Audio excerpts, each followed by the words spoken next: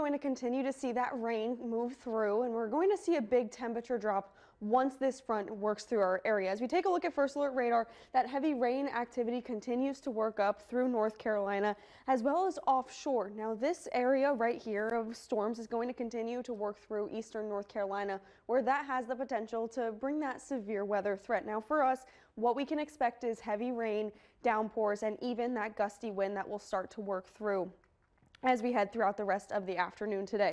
We're continuing to work through Horry County, where a few light showers are continuing to work through, but some of us picking up on a little bit of dry time. But the PD is continuing to see some of those rounds of heavy rain that is embedded into the shower activity that's working through the I-95 corridor up through Bennettsville as well. Continuing to see a few light showers work through Georgetown and Williamsburg County. And as we head throughout the rest of the afternoon, a few heavier downpours are going to start to pick up through 1, even 2 o'clock.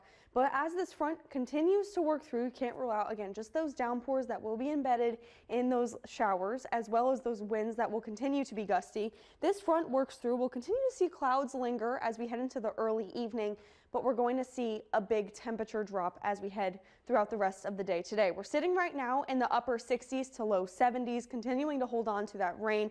But notice as we head into later on this afternoon and into this evening, we're going to see that temperature drop after that front works through. We're going to sit in the low 50s to upper 40s, all thanks to that front working through, bringing in all of that cold air. The coldest air will continue to sit up through the Ohio Valley, but it's going to be a big difference as you're waking up tomorrow morning. You're want to grab that extra layer. We're starting off tomorrow morning in the mid 30s, and then we climb to the low 50s by tomorrow afternoon. Mostly sunny skies, but with that wind, it's going to feel quite colder, and that wind chill is going to be around for tomorrow morning. Some of us even feeling like the upper 20s throughout the morning. So grabbing that jacket is definitely going to be needed as you're stepping out the door tomorrow. This weekend will still be colder as we head into Friday. Temperatures as you're waking up going to sit in the mid 30s. We'll climb to the low 50s.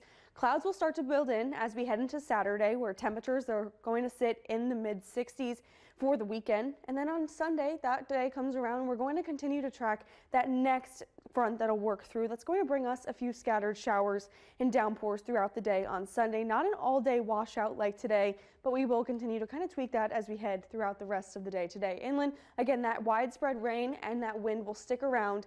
And then notice that big temperature drop. Overnight lows going to sit in the low 30s to upper 20s. With the wind chill, it's going to feel even colder than that. We sit in the low 50s for Thursday and Friday, and then we'll slowly start to see temperatures climb as we head into the start of next week.